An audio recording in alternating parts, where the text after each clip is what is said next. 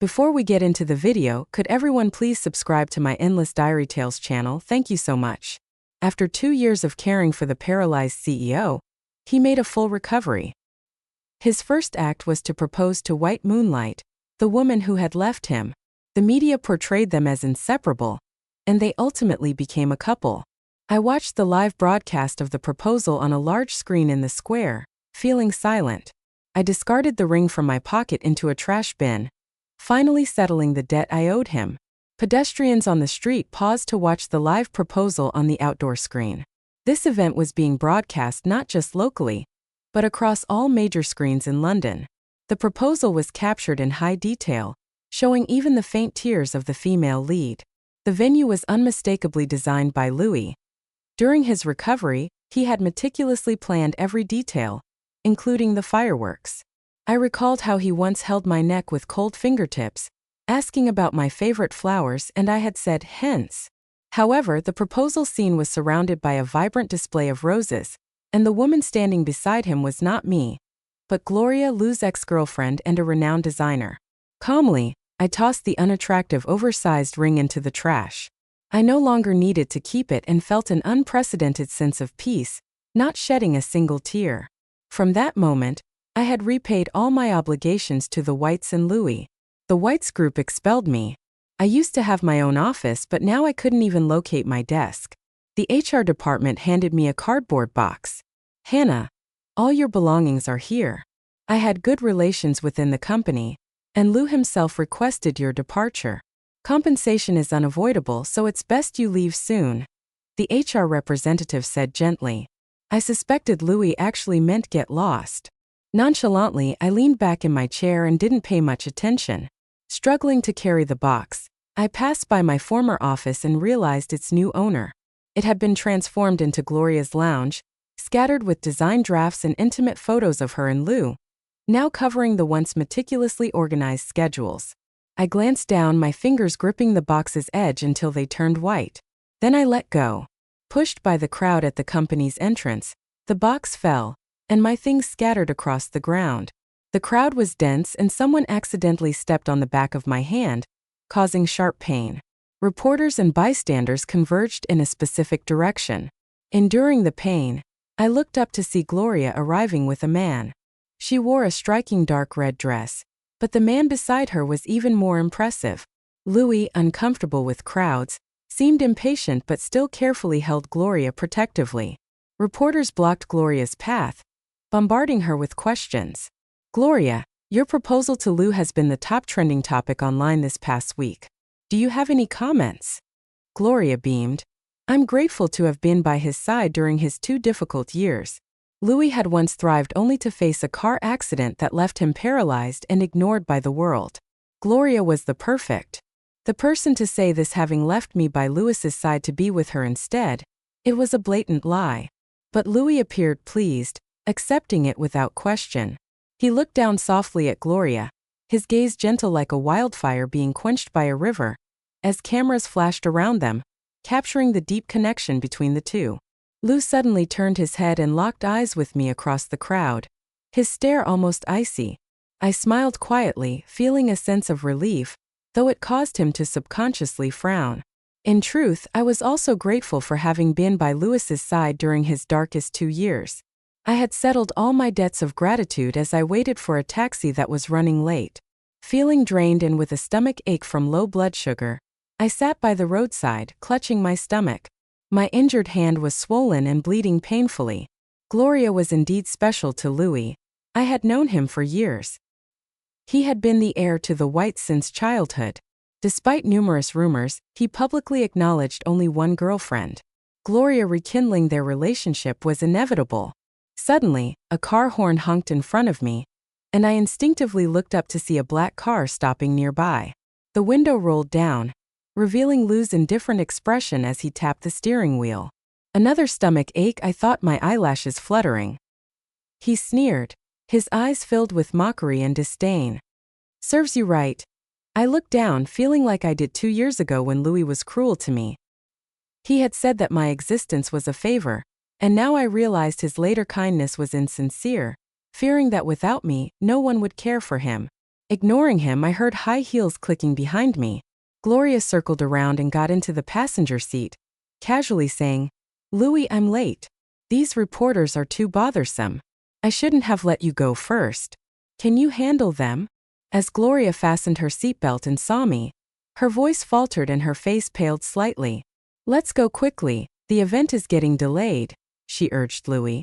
He frowned slightly but didn't respond. Enduring the pain, I looked up at Louis, realizing this might be the last time I'd speak to him. Watching the engagement live broadcast, I noticed it was even more beautiful than his original design, except it didn't feature me. I added, "I wish you both 100 years of happiness."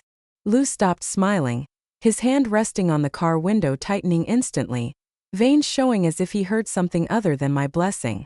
He had a wedding ring on that hand and I looked down, missing his gaze. Gloria softly said, "Louis, it's getting late. Don't waste time on irrelevant people." A calm voice echoed in my mind. "Louis, Hannah, don't regret it." He waited briefly but received no response. He sneered, started the engine, and accelerated away. I watched blankly as the black car's taillights disappeared, reminiscent of how he used to race supercars.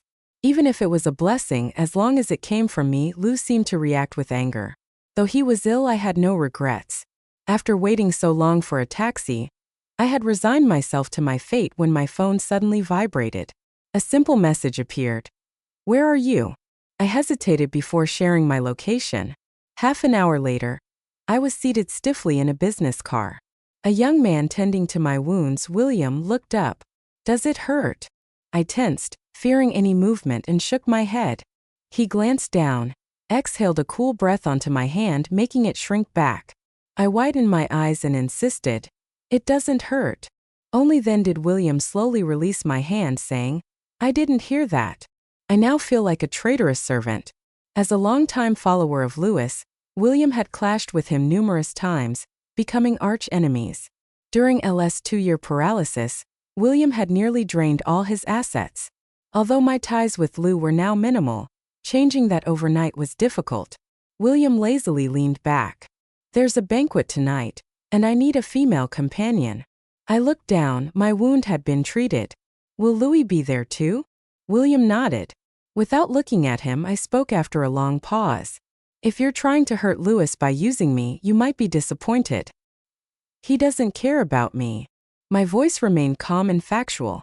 William fiddled with a lighter, a flash of fire illuminating his knuckles. "That's not necessarily true." I turned to watch the street outside and smiled, reminiscing about when I was 17. LS had laughed openly in front of our friends, declaring, "Gloria, I could never like you," when I tried on dresses for the event. William was there the entire time, critical of every dress I attempted. I didn't want to attend that party, but William insisted, and I couldn't refuse. After leaving the Whites 2 weeks ago, I wasn't allowed to take anything with me, and an elderly woman from the booths had temporarily taken me in. So, I decided to comply with William's wishes. As I tried on a silver-white dress, its skirt shimmered like the galaxy. William's gaze finally settled on it, and his Adam's apple bobbed. Looking into the mirror beside me, I froze. The reflection showed someone both unfamiliar and familiar, stunningly beautiful, like the girl who had quietly been in the background behind Louis for years. She was plain and unassuming, yet suddenly became the center of attention. This was a side of myself I had never seen before. I cautiously touched the cool surface of the mirror. William stood behind me, a necklace slipping from his fingertips. He placed it around my neck, his breath warm, his voice casual. "Gloria, not to spite them, just to let LS know he's not only paralyzed but also blind." It was my first time attending such a formal event in years. I had never been Louis's companion. We arrived late, and just before entering the banquet hall, I glanced at William. The hall's lights briefly highlighted his sharp and striking jawline, causing murmurs of approval around us. "Who is the girl William brought? Isn't he always unaccompanied?" A familiar person suddenly looked at me in surprise. "Isn't that Lou's unremarkable little assistant?" Before the sentence could finish, I heard the sound of a glass shattering on the floor. Following the noise with my eyes, I saw Lou standing nearby, a wine glass broken on the ground, spilling onto Gloria's trailing skirt as she let out a soft scream. He ignored it, staring directly at me with a mix of astonishment and distance. Gloria took a moment to recognize me, looking incredulous. I nodded politely and began talking with William. Louis then noticed the man beside me, his eyes cooling as he approached to pull me over. William quickly reacted, blocking Louis and pulling me back behind him. Louis looked around, his gaze fixed on me. "Gloria, come here." I had never stood in someone else's line in front of him or hid behind anyone. Whenever he called my name, I used to rush to him no matter the distance, but not anymore. I didn't step back calmly and peacefully as I always did when speaking to him. I softly said, "After all these years, I've done enough. The midsummer breeze blows through the window, Louis. We have no connection anymore." His face paled instantly. Midsummer is a time for unexpected meetings. I was a child sponsored by the Whites, not just myself. Our county had been helped by Louis's mother since the earthquake. My first visit to the Whites' home was when I was 15, having topped the school exams that year. I accompanied the teachers to thank Mrs. White. She was as kind as I had imagined, engaging in conversations with the adults about the upcoming year's plans. Despite managing numerous phone calls and appearing very occupied, I lingered on the sidelines, catching a glimpse of a photograph on her desk. The young person in the picture was around my age, with delicate features and a somewhat impatient expression directed at the camera. Just as I admired her demeanor, the butler abruptly knocked on the door, looking uneasy. "Madam, the young master is out racing on his motorcycle again." Miss White, ever busy, gave a casual nod. "Please bring him back." The butler seemed concerned, indicating it wouldn't be easy. Nearby adults nudged me forward, teasing that Mrs. White should allow Hannah to accompany him since she got along well with peers. Mrs. White finally looked in my direction. I tightened my grip on my fingers, gathered my courage, and nodded. "I can handle it." Even if I failed, I felt compelled to try. I followed the butler to where Lou was. At 17, Louis already exuded grace. His black and red motorcycle sped through the wind before coming to a halt. As he approached me, he removed his helmet, revealing his long, weary eyes. "Who are you?" he inquired. I shut my eyes, my face turning pale, fearing he might strike me. After a moment, I managed to respond, "I'm Hannah." He seemed intrigued. "Mrs. White sent me to bring you back." His tone turned icy. Louis was never one to follow orders, but I was determined. I waited by the roadside, and after circling a few times without finding me, he finally pulled over again on his third attempt. Perhaps feeling awkward, he got off the bike and took me with him. Feeling dwarfed by his stature as the midsummer evening breeze blew past, Mrs. White had wanted someone my age to keep an eye on Louis, so she assigned me as his sidekick to prevent any misbehavior during his rebellious teenage years. Louis despised me, believing I was his mother's spy. He frequently bullied me, but despite my tears, I continued to shadow him, no longer caring about his treatment. According to Louis, he was simply exhausted. Everyone knew that although he was a charmer, there was always a plain girl beside him, almost invisible, appearing only to thwart his misdeeds. For 7 or 8 years, I diligently met Mrs. White's expectations and followed Louis. Throughout this time, I held a secret. The year I completed my college entrance exams, I stood beneath a wisteria tree with Lou leaning on the courtyard railing. He spoke casually, but it felt like he was uncovering my secret. "Do you like me?" he asked. I stood frozen, unable to move as wisteria petals fell around me. After a long moment, my voice replied, "Yes, I like you." Louis smiled and walked away. Later that evening, when I sought him out, I found him lounging on a sofa, laughing freely. His voice was soft but painful, as if I were losing my hearing. "Who would like Hannah? I like Gloria." That was the first time I heard Gloria's name. Being 2 years younger than Louis, I had skipped a grade in high school to join his university early, but at that moment I realized that some things couldn't be changed no matter how hard I tried. When I first saw Gloria with Louis at 15, I never imagined our relationship would remain strained years later, even leading to conflicts at someone else's party. Now, at Lou's first event post-recovery, tensions were high. He and William never got along, and their presence attracted significant attention. Facing each other amidst the crowd's watchful eyes, I pulled on William's sleeve and whispered, "Let's go." Louis's eyelashes fluttered as I avoided his gaze. For the first time in years, I heard him acknowledge someone else in my presence. We walked away, and I glanced back to see Lou standing with his head down, reminding me of his fragility after waking up from an accident 2 years prior in which Mrs. White had died. Gloria had attempted to comfort him by holding her skirt's hem, but his cold stare repelled her. I laughed softly as William raised an eyebrow. "What's so funny?" I whispered. "I just realized not everyone can handle Louis's mood swings and temper. Not everyone would choose to get close to him, even after seeing his vulnerable side, especially when he was paralyzed. As a proud individual, Louis couldn't accept his disability." He stopped smiling, his spirit shattered. To make matters worse, Mrs. White, his only relative, also died in the accident. During that time, Louis lost the will to live and repeatedly attempted suicide. I shattered a glass, took a shard, and drew it across my wrist. "If you want to die, it's okay. I'll stay with you." Louis had never seen me so desperate. His dark eyes fixed on mine as he vowed Hannah would get better.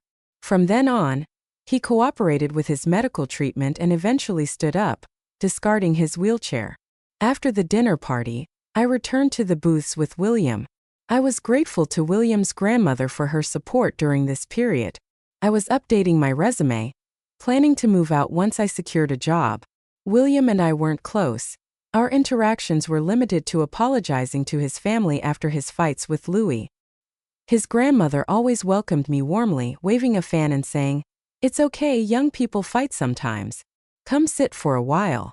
I spent entire afternoons awkwardly watching her tend to William's wounds in the sunlight, feeling guilty for relying on the booths for help. William and I weren't very talkative, making the car rides unusually quiet.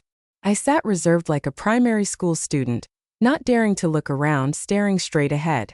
But when I glanced in the rearview mirror and saw William looking tired with his eyes closed and long eyelashes, the neon lights briefly illuminated his face. He opened his eyes upon sensing my gaze and chuckled. "Hannah, do you know what I thought the first time I saw you?" I nodded, replying, "You asked me how blind I was. Why else would I be following LS around?" Louis, furious, had gotten into another fight with William. William shook his head and closed his eyes again. The bustling traffic outside flowed endlessly as silence filled the car. I thought William had fallen asleep until he softly spoke. I thought how well behaved she was. It had been a long time since I visited Mrs. White. I took a bunch of white flowers to her grave. Lou had recently taken over the company when a truck lost control and crashed into the White's car, killing Mrs. White and injuring Louis. She was a kind woman, and without her, I wouldn't know where I'd be today. I had cleared the weeds around her grave and chatted with her memory. "Mrs. White, the charitable work you cared about continues smoothly, and the Foundation's thank you letters fill an entire room each year." I lowered my gaze, watching a dew drop from a flower. Louis's paralysis had healed, and everything was back to normal for the Whites group. He had recently gotten engaged, and the media made a spectacle of the event, calling it a once-in-a-lifetime ceremony. Gloria, the woman in the photo, was Lou's current girlfriend. They had a great relationship, everything moving forward positively. Meanwhile, I felt stuck, lacking direction. All these years, the woman in the photo on the tombstone looked serene, as if she had heard everything. I touched the photo and thought, "I've resigned from the company. Would you blame me?" Of course, she couldn't answer. The cemetery was silent. Death made no sound. I covered my face, tears streaming through my fingers. Except for the first few days, I hadn't been happy here. Sometimes I wondered if not topping the exams that year would have changed everything. I cried quietly for a while before packing up to leave. I noticed someone nearby. I didn't know how long they had been watching me. Lowering my gaze, I saw the only exit from the cemetery leading toward Louis's direction. He must have come to visit Mrs. White at the wrong time, leading to our encounter. Passing by him, I heard Lou say, "Crying at my mother's grave?" Before he could finish, I turned and looked up at him, tears welling in my eyes but not falling. Lou swallowed his words. In reality, my relationship with Louis wasn't that bad. His terrible behavior had only happened twice. Once when I grew tired of being his assistant and secretly applied for jobs, which he discovered, and recently when he received an email and expelled me from the Whites. These incidents were a year before and a year after the accident, 2 years apart. But I was no longer as broken as I had been then. I watched him silently and asked, "Louis, did you really think I wouldn't be upset just because I never showed emotions in front of you? Did you truly believe that no matter how you acted, I would always follow you like I was 15 and always be there for you?" Lou's lips curled into a snarl, his eyes darkening. His hand dangled by his side, curling a few times before clenching tightly. "Hannah, you'll never settle your debts. You killed my mother. What are you pretending for?" His words echoed in my foggy mind as he looked down on me. That accident was not accidental at all. Guess who betrayed the Whites? I received an email, my hands trembling as I opened it. It contained information gathered by Louis's associates suggesting that the car accident years ago was premeditated. At the time, Mrs. White and Louis were on their way to sign a significant contract, their locations kept secret except for me. As Louis's assistant, I had grown up with the Whites and earned their trust. The email included a photo of me negotiating with people from the arrival group, taken shortly before the accident. However, the photo was altered, and I didn't recognize anyone in it. To Louis, I was the only loose end. Without even confronting me directly, he had already condemned me. I smirked bitterly, feeling curled up in my seat. No wonder he had arranged the proposal venue the day before, and told me to leave the next day. It made sense why he chose to pursue Gloria over maintaining any connection with me. I closed the email without defending myself, knowing Louis wouldn't listen. If only Louis had delved deeper, he would have discovered that more people knew his whereabouts, not just me but also Gloria. I hadn't slept much in ages. Before the accident, I had continued applying for new jobs without his knowledge. Gloria had been too forceful, and I was genuinely exhausted by her. She was Louis's only legitimate girlfriend in many years, and he had spoiled her to the point of recklessness. I had faced troubles with his previous female friends, but nothing as severe as this. Imagine a young woman in her 20s being publicly shamed as a harlot in front of the entire company. That's what Gloria. During the few days Louis was negotiating the contract, their locations were kept secret even from her. She couldn't reach Louis, but I knew where he was. When she asked me, I refused and even blocked her from entering the CEO's office. The entire company knew she was Louis's favorite, but I boldly stood in her way. Gloria called the company's staff to watch me and slapped me across the face in front of everyone. She said, "Hannah, even if you stripped naked in front of Louis, he wouldn't spare you a glance. Get lost. Do you think clinging to the Whites will elevate you from your impoverished background? Following Louis around every day is pathetic, no different from being a mistress." Even though I hadn't done anything wrong, everyone saw me as exposed and humiliated. She checked Louis's schedule, and the next day the accident occurred. I had never thought ill of Gloria because Louis and Mrs. White had treated her so well. Now I understand that only those who feel unloved meticulously document others' kindness, desperately trying to repay it. That's who I am. I woke up to a changed world. The latest buzz on Facebook was about the conspiracy surrounding the London Whites car accident. Scandals involving the wealthy are always popular, especially after Louis's extravagant proposal had dominated the internet for so long. An insider revealed that Louis's car accident wasn't accidental but a deliberate act orchestrated by a rival group, with help from someone inside who leaked Louis's location, his former assistant, who had been with the Whites for years.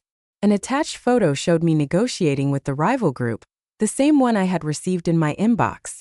The revelations were shocking and felt as real as witnessing them myself. Gloria responded as well, appearing more subdued than before. On camera, she softly stated, "Hannah, I never liked her, but she was always following Louis. We even had a falling out because of her. I never expected her to do such a thing." The interview was filled with accusations and insinuations, painting me as a villain straight out of a wealthy family drama, portrayed as a ruthless opportunist seeking revenge. Louis stood nearby, looking detached and indifferent. I had read the online comments. After many years of relying on her, this assistant ultimately revealed herself to be deceived, leaving Mrs. White deeply disappointed. Gloria too felt sorry for herself as she had to navigate her romantic life based on her assistant's unpredictable behavior. Suddenly, someone grabbed my phone from my hand, and when I looked up, William was intensely watching my pale face, urging me to stop reading because his grandmother had called us for dinner. I tried to explain, but he simply said, "I know," and genuinely believed me. Much like what online commenters had shared, employers who had previously engaged with me were now rejecting my job applications. This damage to my reputation made it seem like I would be permanently ostracized and unable to find work. This grim outcome was exactly what Lou had intended for me. Was dark and hopeless. Only the Booths company dared to extend a job offer, as I had applied to numerous places including the Booths. However, when they offered me a position, I turned it down. William, examining my resume, asked why. I shook my head, explaining that my tarnished reputation would cause issues even for a reputable firm like the Booths. William then looked away, staring at me quietly for a moment before, with a hint of resignation, he said, "Gloria, you really are slow to respond." Taken aback, I stared at him, but before I could reply, the police arrived and took me into custody. The Whites had reported the incident, and as a person of interest and suspect in an event from years earlier, I was set to be interrogated. As I approached the interrogation room, I saw Louis and Gloria. Their expressions were captivating. Gloria showed the determination of a gambler, having managed things intricately over recent years. She likely had disposed of any evidence long ago. The only thing left between her and Louis was me. If I were imprisoned, Gloria could finally be at ease. Not only was their lavish proposal genuine, but an extraordinary wedding was also in the works, positioning her as the admired Mrs. White. Lou looked at me with a complex mix of emotions, his jaw tightly clenched. I noticed his hands were slightly shaking as he fidgeted with his fingers. He briefly met my gaze before looking away, his eyes showing slight redness. I turned and entered the interrogation room. Over several hours, the police meticulously examined every aspect of my life, leaving no detail untouched. Beyond the compromising photo, more evidence surfaced against me, creating a detailed trap that seemed inevitable. I was held in custody for about 10 days. Although the duration was short, the impact of the White's car accident case online was substantial. Conspiracy theories were widespread, and authorities needed to conduct a thorough investigation, leaving no evidence unexamined. During those 10 days, I didn't think much of it. It was the best rest I had in a long time, peacefully sleeping in the dark. On the 10th day, the truth emerged, and I was declared innocent. As my innocence was affirmed, another individual was added to the list of fugitives, Gloria. This revelation had significant consequences. Employers who had previously turned me down now expressed interest in hiring me again. However, I refused all offers, including the one from the Booths, as I had no desire to join any of them. My hometown reached out, and a respected teacher from my former school, highly esteemed like Mrs. White, invited me to return to teach and aid in the region's educational growth. I agreed and paid one last visit to the Whites, and this time no one obstructed me. I had left everything at the Whites' residence, expecting my room to be dusty and deserted. To my surprise, when I opened the door, everything was immaculate and bright, with sunlight illuminating a freshly arranged flower on the table. I gathered my things and hesitated when opening a drawer. Eventually, I found an old photograph hidden in a compartment inside the drawer. It was a picture of Louis at 17, captured during a moment of youthful energy, with the wind tousling his hair as he walked ahead playfully with friends, glancing back as if checking for someone following. It was a photo I had secretly taken of Louis. I decided not to take the picture with me, leaving it on the table instead, leaving it up to Louis whether to keep it hidden or discard it. The purple wisteria tree in the courtyard was blooming again, its delicate flowers gracefully cascading. I stood admiring the view when Lou approached softly, calling my name, Gloria. It seemed like he didn't want to disrupt what felt like a dream. I turned and smiled at him calmly. He had bruises under his eyes and a light beard on his chin, no longer exuding his usual arrogance as the heir to the Whites. I had never seen Lou look so cautious and almost humble. His eyes flickered, his voice rough as he said, "Since recovering from my injuries, I've been tirelessly investigating the car accident. When I discovered it was connected to you, I couldn't proceed. The mere thought of that evidence was overwhelming. I never thought you would betray us. Once that idea took hold, it was impossible to dismiss." He chuckled bitterly. "You understand, right? People like us are no strangers to betrayal.